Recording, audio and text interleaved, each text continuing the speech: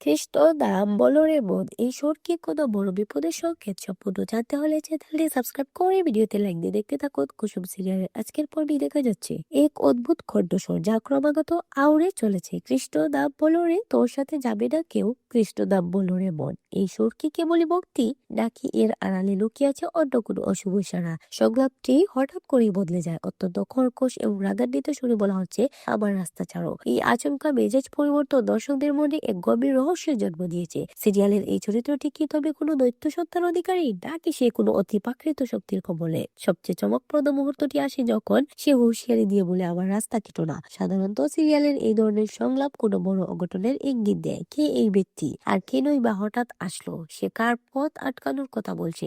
এই দৃশ্যটি দর্শকদের মনে কৌতূহল তুঙ্গে নিয়ে গেছে। আপনাদের কি মনে হয়, এটি কি কোনো মানসিক দ্বন্দ্ব, নাকি সিরিয়ালের মোড় ঘোরানোর কোনো ষড়যন্ত্র? আপনার মূল্যবান মতামত আমাদের কমেন্টে জানান। ভিডিওটি ভালো লাগলে লাইক দিন এবং এই রহস্যের সমাধান জানতে আমাদের সাথেই থাকুন।